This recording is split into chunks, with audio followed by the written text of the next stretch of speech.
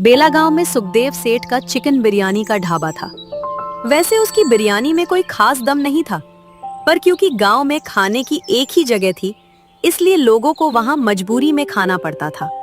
और दो दोस्त थे, राजू और कुणाल, जो गरीब थे, ज्यादा पढ़े नहीं थे, पर सपने बड़े थे। दोनों ही गांव में यहाँ वहाँ मजदूरी का काम करते थे। यार राजू, फिर वही सूखी बेस्वाद बिरयानी खानी पड़ेगी सुखदेव के ढाबे की। पैसे भी पूरे लेता है और प्लेट में रखता कुछ नहीं। इसकी बिरयानी में चिकन का अच्छा नरम पीस मिलना मतलब लॉटरी लगने जैसा है। और कोई रास्ता भी तो नहीं।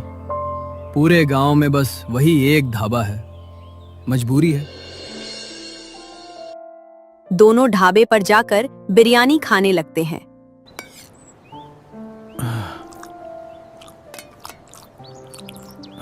भाई कुणाल, इस चिकन को चबाने में मेरे दांत टूट जाएंगे।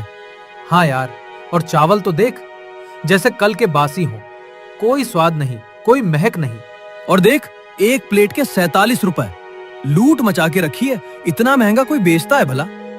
राजू मेरे भाई, 47 रुपए इसलिए क्योंकि अगर किसी के पास छुट्टा नहीं होगा तो वो पूरे 50 रुपए अपनी जेब में डाल सकता है। ये तो छुट्टे होते हुए भी लोगों को देता नहीं, और छुट्टे मांगो तो हाथ में चॉकलेट थमा देता है। क्यों ना हम अपना कुछ शुरू करें? तू पागल है? हमारे पास पैसे कहाँ हैं? हम ढाबा नहीं खोल सकते। ढाबा नहीं, छोटा सा ठेला लगाएंगे। तू खाना बनाना जानता है, मुझे हिसाब किताब आता है, बस एक आइडिया चाहिए। दोनों दोस्त वहां वो बिरयानी खाकर जल्दी से निकल पड़ते हैं। कुणाल, सुना तूने?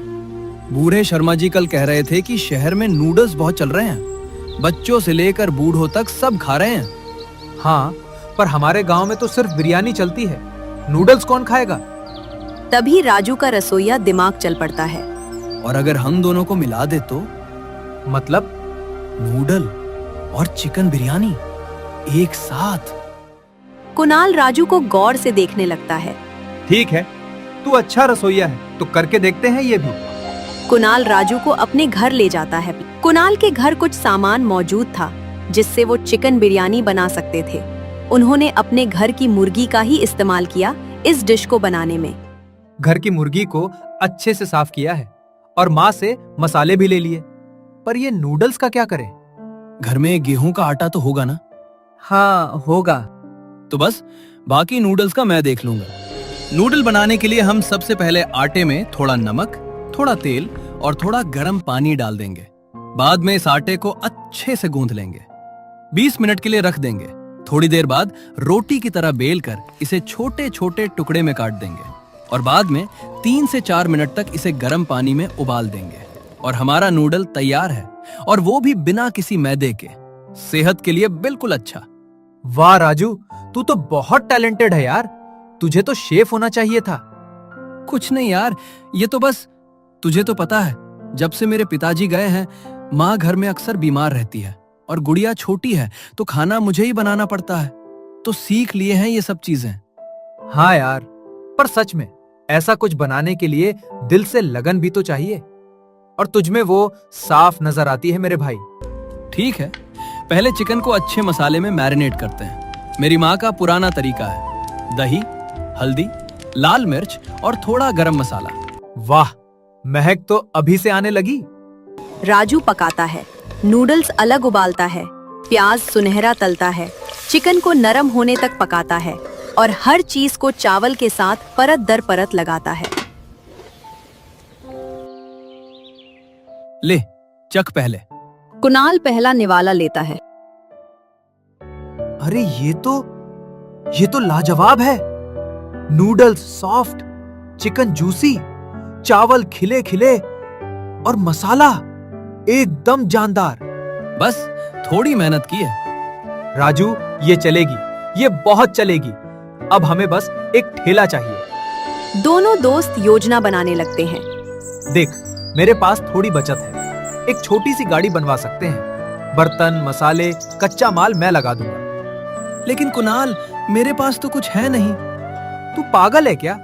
तू बनाएगा खाना, वो भी तो आधी दुकान है। हम बराबर के हिस्सेदार हैं। दोनों उम्मीद भरी मुस्कान से हाँ कहते हैं। अगली सुबह वो दोनों अपना ठेला सुखदेव के ढाबे से थोड़ी दूरी पर लगाते हैं, क्योंकि वह गांव का मुख्य रास्ता था जहां से कई सारे लोग आते जाते रहते थे। कुणाल ने हाथ से एक बोर्ड पर लिखा है, नूडल चिकन बिरयानी। राजू खाना बना रहा है। कुणाल बड़े उत्साह से राहगीरों को बुला रहा है। आइए आइए, गांव की पहली नूडल चिकन बिरयानी, स्वाद ऐसा कि उंगलियां चाटते रह जाओगे। कुणाल के शोर से कुछ गांव वाले वहां रुक जाते हैं। नूडल और बिरयानी साथ में, ये क्या पागलपन है? सुखदेव की बिरयानी तो कम से कम असली है। ये तो कुछ अजीब लग रहा है। भाई साहब, आप पहले हमारा कुछ सैंपल चखिए और फिर बात करना। कुणाल दोनों को थोड़ी बिरयानी एक प्लेट में देता है। दोनों खाने लगते हैं। अरे ये तो कमाल है। ये नूडल वूडल जो भी है, इसने तो 4 चांद लगा दिया है भैया। सच में बहुत स्वादिष्ट है और चिकन एकदम नरम। और दाम सिर्फ 20 रुपए प्लेट, सुखदेव जी से आधा। अरे भाई सुन, मुझे फटाक से 2 प्लेट दे दे पैक करके। मुझे भी दे दे भाई 1 प्लेट। और हाँ, अब ये ठेला बंद मत करना भाई। जिंदगी में पहली बार ऐसा कुछ स्वादिष्ट खाने मिला है। दोनों ग्राहक खुशी खुशी वहां से चले जाते हैं। बाद में एक बूढ़ी औरत अपने पोते के साथ आती है। क्या है बेटा? नूडल चिकन बिरयानी, ऐसा नाम तो पहली बार सुना है। बूढ़ी माँ, नाम तो पहली बार सुना है और ऐसा स्वाद भी आपको पहली बार ही हमारी दुकान पर मिलेगा। लीजिए, चखिए। बूढ़ी माँ और उसका पोता दोनों वो बिरयानी खाने लगते हैं। बेटा, मेरे पोते को तो सुखदेव की बिरयानी पसंद ही नहीं थी, पर ये नूडल वाली तो उसने पूरी प्लेट चट कर दी। और मुझे बिरयानी में वो पुराना स्वाद भी मिला और नूडल्स का मजा भी। मस्त है भैया। पर बेटा, तुम्हारे ये नूडल शुद्ध आटे से बने हैं या मैदे वाले हैं? अरे बूढ़ी माँ, ये पूरी तरह से गेहूं के आटे से हमने खुद घर पर बनाए हैं। चिंता मत कीजिए, बेझिझक खाइए। बूढ़ी माँ इस बात से बहुत खुश होती है और अपने लिए 2 प्लेट बिरयानी पैक करके खुशी से वहां से चली जाती है। शाम तक उनकी सारी बिरयानी बिक जाती है। दोनों बहुत खुश होते हैं। राजू, पहले दिन ही हमने पूरे 400 रुपए कमाए। इतना? ये तो हमारे पूरे हफ्ते भर की मजदूरी है। और लागत निकालकर हमें पूरे 200 रुपए का मुनाफा हुआ है। ये तो सिर्फ शुरुआत है दोस्त, कल और भीड़ आएगी। कुणाल, तेरे बिना ये सब नामुमकिन था। तू सच में बिजनेस करना अच्छे से जानता है। और तू कुकिंग करना, और तेरे बिना इसका कोई स्वाद नहीं होता। राजू, हमारी एकता ही हमारी ताकत है। हम साथ हैं तो सब मुमकिन है। अगले दिन भी बहुत सारे ग्राहक उनके पास आकर नूडल चिकन बिरयानी खाने लगे। लोग बहुत तारीफ करते और हर कोई सुखदेव की महंगी और बेस्वाद बिरयानी से तुलना करता। कुछ दिन ऐसे ही बीतने लगते हैं। वहां सुखदेव का ढाबा अब पूरी तरह से सूना पड़ने लगा था। सेठ, आज तो एक भी ग्राहक नहीं आया। सब उन 2 लड़कों के ठेले पर जाकर वो कुछ नूडल चिकन बिरयानी खाने लगे हैं। वो 2 अनपढ़ गवार मजदूर मेरी बिरयानी को टक्कर देंगे। कल तक मेरी दुकान पर खाना खाने आते थे और आज मेरी दुकान के सामने ही खुद का ठेला भी लगा दिया। बड़ी चर्बी है इन दोनों में। मेरा इतना बड़ा ढाबा होते हुए उनकी हिम्मत कैसे हुई सामने ठेला लगाने की? सेठ, वो दोनों बहुत अच्छे दोस्त हैं। वो एक दूसरे के लिए जान देने को तैयार हैं। हर दोस्ती की एक कीमत होती है, बस सही वक्त का इंतजार करो। एक दिन जब ठेले पर कोई ग्राहक नहीं था, तब सुखदेव वहां झूठी मुस्कान लेकर आता है। राजू भाई, कुणाल भाई, बहुत बहुत बधाई। गांव का नाम रोशन कर रहे हो। धन्यवाद सेठ जी। देखो, मैं सीधा सौदा करने आया हूं। मुझे अपने ढाबे के लिए एक नया शेफ चाहिए। राजू, तुम मेरे साथ काम करो, मैं तुम्हें अच्छी तनख्वाह दूंगा। सेठ जी, हमारी अपनी दुकान है, हम मिलकर चला रहे हैं। कुणाल, तुम समझदार हो। राजू को समझाओ, मेरे साथ आकर वो ज्यादा कमाएगा। सेठ जी, हम साथ हैं। जहां राजू वहां कुणाल। तुम दोनों बहुत बड़ी गलती कर रहे हो। देख लेना, ये ठेला ज्यादा दिन नहीं चलेगी। कुछ दिनों में बारिश का मौसम आने वाला है। लोग तुम्हारे ठेले पर नहीं आएंगे, इसलिए समझदार बनो और मेरे ढाबे पर काम करो। दोनों को अच्छी तनख्वाह भी दूंगा और 2 वक्त का खाना भी मिलेगा। दोनों दोस्त सुखदेव की इस ऑफर को ठुकरा देते हैं और सुखदेव वहां से गुस्से में चला जाता है। राजू और कुणाल चिंता भरी नजर से एक दूसरे को देखते हैं और फिर मुस्कुराते हैं। शुक्रिया कुणाल। दोस्ती में शुक्रिया नहीं बोलते पगले। चल कल का सामान तैयार करते हैं। कुछ दिनों बाद बारिश का मौसम आ गया था। गांव में भारी बारिश होने की खबर आती है। कुणाल सुना, बारिश आने वाली है। गाड़ी का तिरपाल पुराना है, पानी रुकेगा नहीं। कल सुबह मैं मंडी से नया तिरपाल ले आऊंगा। लेकिन पैसे? माफ करना दोस्त, मुनाफे से जो मेरे हिस्से के पैसे मेरे पास जमा थे वो सारे माँ की दवा और घर खर्च में चले गए। तू टेंशन मत ले राजू, मैं अपनी बचत से ले आऊंगा। बाद में हिसाब देख लेंगे और खाना भीग जाएगा तो हम दोनों का नुकसान होगा ना। अगले दिन बारिश शुरू होती है। दोनों अपने ठेले पर तिरपाल लगाते हैं और ठेले के सामने भी तिरपाल से शेड बनाते हैं ताकि कोई ग्राहक भीग न जाए। वाह, बारिश में तो इस गर्मा गर्म बिरयानी का स्वाद तो 2 गुना हो गया है। और तुम दोनों ने तिरपाल लगाकर बहुत अच्छा काम किया है। इससे हम बारिश से बच सकते हैं, आराम से यहाँ बिरयानी का मजा ले सकते हैं। उस रात बारिश में सुखदेव अपने ढाबे पर चाय की चुस्कियां लेते हुए बोलता है। ये दोनों बहुत मजबूत है साथ में, हमें इनकी दोस्ती तोड़नी होगी। कैसे सेठ? कुणाल को लालच दो, उसे बताओ कि वो अकेला इससे भी बड़ा धंधा कर सकता है। राजू तो सिर्फ खाना बनाता है और कुणाल बिजनेस करना जानता है। बिना कुणाल के राजू कुछ नहीं। और राजू का क्या करेंगे? राजू को हटने दो।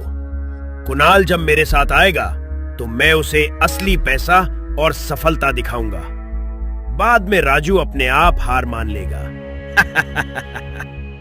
एक शाम सुखदेव का आदमी कुणाल के घर के बाहर उसे मिलता है। कुणाल भाई, सेठ जी ने बुलाया है। कह रहे थे इतना टैलेंट इस छोटे से ठेले में बर्बाद हो रहा है। हमारा ठेला अच्छा चल रहा है। अच्छा, पर बहुत अच्छा नहीं। पर सोचो, अगर तुम अकेले होते तो पूरा मुनाफा तुम्हारा। राजू को तो तुम ही संभालते हो, ग्राहक तुम्हारी वजह से आते हैं, बातें तुम्हारी वजह से बनती हैं। राजू बहुत अच्छा खाना बनाता है। खाना तो कोई भी बना सकता है, पर बिजनेस चलाना सबको नहीं आता। सेठ जी तुम्हें अपने ढाबे का पार्टनर बनाना चाहते हैं। सोचो, कुछ ही सालों में तुम्हारा भी सेठ जैसा आलीशान घर और गाड़ी होगी, जो तुम उस छोटे से ठेले पर कभी नहीं हासिल कर पाओगे। इतना कहकर वो आदमी वहां से चला जाता है। अगले दिन कुणाल ठेले पर खोया खोया सा लगता है। क्या हुआ कुणाल, उदास लग रहा है? कुछ नहीं, बस थकान है। चल आज ठेला जल्दी बंद करते हैं, तू आराम कर। उस रात कुणाल सो नहीं पाया। उसके मन में लालच के बीज बोने लगे थे। कुछ दिन गुजर गए। कुणाल बदलने लगता है। वो छोटी छोटी बातों पर बहस करता है। वो ज्यादा मुनाफा मांगने लगता है। राजू, मुझे लगता है हमें हिसाब अलग अलग करना चाहिए। तू जितना काम करता है उस हिसाब से। पर हम तो बराबर के हिस्सेदार थे। हाँ, पर गाड़ी मेरी है, सामान मेरा है। तू तो सिर्फ खाना बनाता है। कुणाल, क्या हो गया है तुझे? कुछ नहीं हुआ, बस अब मैं अपनी मेहनत का पूरा फल चाहता हूँ। कुणाल की इन बातों से दोनों की दोस्ती में दरार पड़ने लगती है। आजकल तुम दोनों में कुछ ठीक नहीं लगता। पहले जैसी बात नहीं रही। कोई बात नहीं भैया, आप खाना बताइए। राजू कुणाल की तरफ देखता है। उसने कुणाल को पहले कभी ऐसे नहीं देखा था। एक बारिश की शाम कुणाल ढाबे के पीछे चुपके से सुखदेव से मिलता है। आओ कुणाल भाई, सोच लिया फैसला? सेठ जी, राजू मेरा दोस्त है। दोस्ती तब तक अच्छी है जब तक फायदा है। राजू तुम्हें पीछे खींच रहा है। मेरे साथ आ जाओ। अपना ढाबा, अपना ब्रांड, अपनी कमाई। और कल को हो सकता है खुद राजू ही तुम्हें धोखा दे। कल को बोल देगा कि मेरे खाने की वजह से लोग आ रहे हैं और मैं आज से खाना नहीं बनाऊंगा, तो तुम तो बेकार ही लगने लगोगे ना। इसलिए अभी से समझदारी दिखाओ और मेरी बात मानो, वरना पछताने के अलावा कुछ नहीं बचेगा और पहले जैसे मजदूरी करोगे। आप ठीक कहते हैं सेठ जी, अब मैं अपने लिए सोचूंगा। वो दोनों हाथ मिलाते हैं। अगली सुबह राजू उस जगह पहुंचता है जहां उनका ठेला लगता था, पर आज वहां ठेला नहीं था। कुणाल वहां नए कपड़े में सुखदेव के आदमी के साथ खड़ा था। कुणाल, ठेला कहाँ है? गाड़ी मेरी थी राजू, सामान मेरा था और अब रास्ता भी मेरा है। तूने ऐसा क्यों किया? क्योंकि मैं जिंदगी भर तुम्हारे जैसा गरीब नहीं रह सकता। सेठ जी ने मुझे मौका दिया है, अब मैं उनके ढाबे का पार्टनर हूँ। कुणाल, तू समझ नहीं रहा, ये लोग तुझे बहला रहे हैं, ये लोग तुझे धोखा देंगे। बात समझ कुणाल, ये लोग सीधे नहीं हैं। कि हमारी दोस्ती इतनी कमजोर है कुणाल? राजू, धोखा तो तुम भी दे सकते हो मुझे, बस वक्त की देरी है। रिस्क तो दोनों तरफ है, इसलिए मैं अब तुम्हारे साथ ज्यादा समय नहीं बर्बाद करना चाहता। मैं भी अब बड़ा आदमी बनूंगा और तब तुम्हें पता चलेगा कि बिजनेस ऐसे ही होता है। कोई किसी का दोस्त वोस्त नहीं होता, सब एक चीज के पीछे भागते हैं और वो है पैसा। कुणाल वहां से चला जाता है और राजू वहां शॉक में खड़ा रहता है। उसे यकीन नहीं होता कि बिना किसी गलती के उसका जिगरी दोस्त कुणाल उसे इस तरह छोड़कर चला गया। राजू बहुत निराश होकर भीगते हुए बारिश में घर चला जाता है। राजू के पास न गाड़ी थी, न सामान, न साथी। उसकी माँ बीमार थी, बहन भूखी थी और कर्जा सिर पर सवार था। अब उसे अकेले ही सब कुछ फिर से खड़ा करना था। भैया, कुणाल भैया ने ऐसा क्यों किया? पता नहीं गुड़िया, शायद पैसा लोगों को बदल देता है। बेटा, हिम्मत मत हार, तेरे हाथों में हुनर है, कोई छीन नहीं सकता। माँ, मैं फिर से शुरू करूंगा। अपनी गाड़ी, अपना सामान, अकेला सही, पर हार नहीं मानूंगा। और माँ, तुम देखना, तुम्हारा ये राजू भी अच्छे पैसे कमाएगा माँ, जिससे तुम्हारा अच्छे से इलाज और गुड़िया को स्कूल भेज सकूंगा। राजू रोते हुए माँ के गले लगता है। गुड़िया भी वहां आकर राजू के पैरों से लिपट जाती है। वहां अगले दिन सुखदेव के ढाबे पर नया बोर्ड लगता है। सुखदेव की special noodle chicken biryani, chef Kunal. Kunal खाना बना रहा है, लेकिन कुछ गड़बड़ है। सुखदेव उसे सस्ता सामान, सस्ते मसाले, ज्यादा तेल और खराब मुर्गियां इस्तेमाल करने बोलता है। देख कुणाल, मुनाफा बढ़ाना है तो चिकन कम डालो, मैदे के नूडल्स ज्यादा, मसाले सस्ते खरीदो और चावल भी साधारण रखो।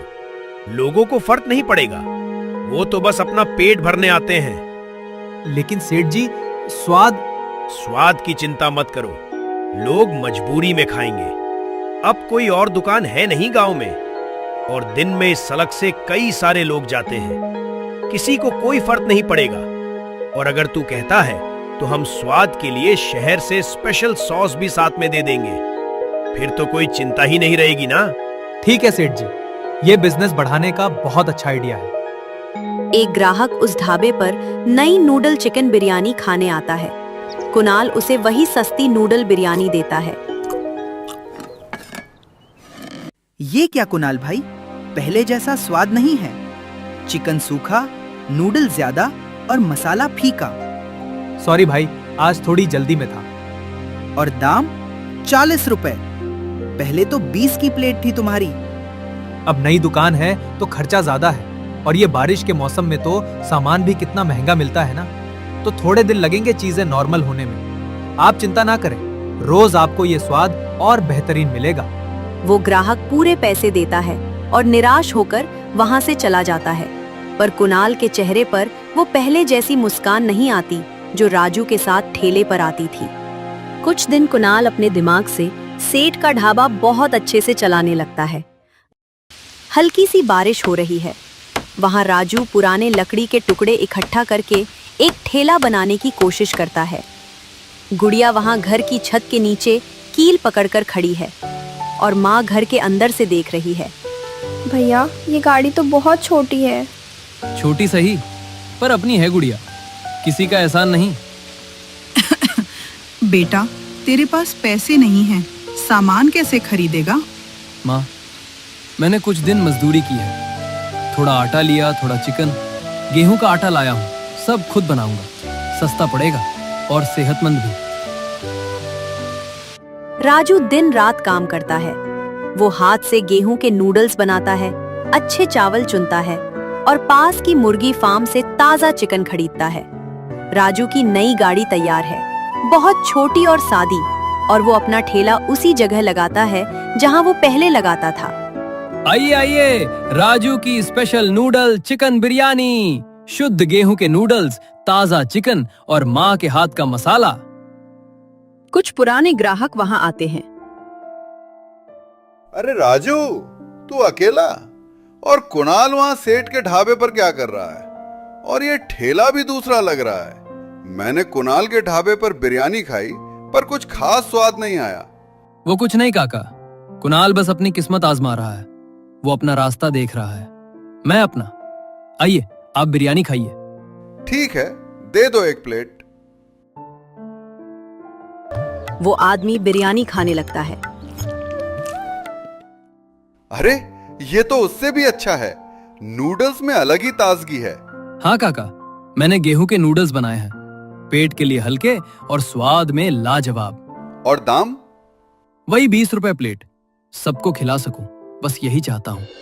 राजू के नूडल बिरयानी की बात तेजी से फैल जाती है। कुणाल की घटिया बिरयानी से निराश गांव वाले राजू के पास आने लगते हैं। कुणाल उस सेठ के साथ काम करके लालची हो गया है। चिकन गायब, नूडल्स चिपचिपे, पर राजू के पास तो पुराना स्वाद लौट आया।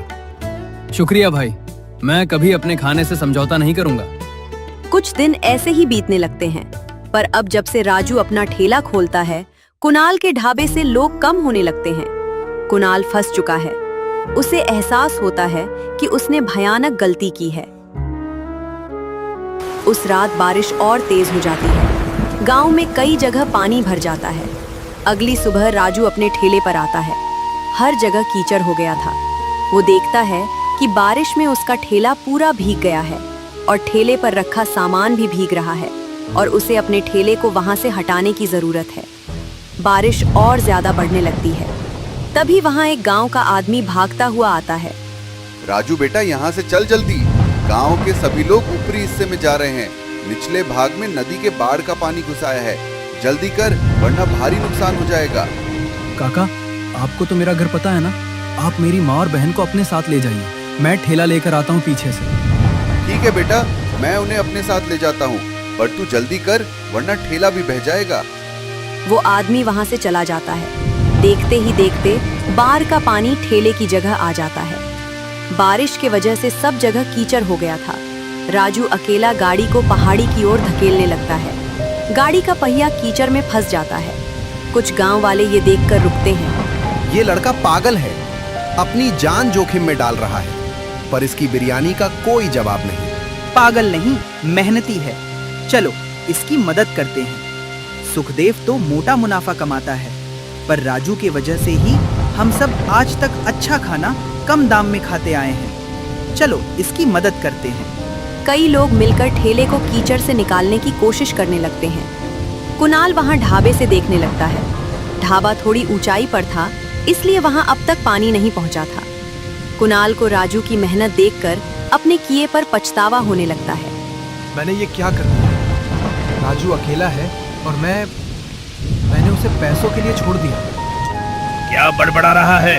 चल, हमें अपना माल बचाना है। आपने मुझे बर्बाद कर दिया सेठ। मेरी दोस्ती, मेरा स्वाद, मेरी इज्जत, सब खत्म कर दिया तुमने। देख, अब पछताने से कुछ नहीं होगा। तू अब मेरे साथ है। थोड़ी देर बाद ढाबे पर भी बाढ़ का पानी आता है। कुणाल अपनी जान बचाकर वहां से भाग जाता है। सुखदेव का ढाबा पूरी तरह बाढ़ में डूब जाता है। सारा सामान, फर्नीचर सब बर्बाद। कोई तो आओ, मेरी मदद करो, मेरा ढाबा डूब रहा है। उसके आदमी भी वहां से जान बचाकर भाग जाते हैं। कोई गांव का आदमी सेठ की मदद करने नहीं रुकता। हे भगवान, ये क्या हो रहा है? मैंने कहा था, किसी गरीब की रोटी छीनने की कोशिश मत करो। ऊपर वाला सब देखता है। अब हमारे पास कुछ नहीं बचा। अब कम से कम अपनी जान बचाकर भागो यहाँ से। तो दोस्तों, ये थी आज की कहानी। हमें इस कहानी से ये सीख मिलती है कि मेहनत और ईमानदारी का स्वाद हमेशा लालच और धोखे से बेहतर होता है। अगर अगली कहानी में अपना नाम चाहते हैं तो कमेंट में अपना नाम और शहर या गांव का नाम जरूर बताइए।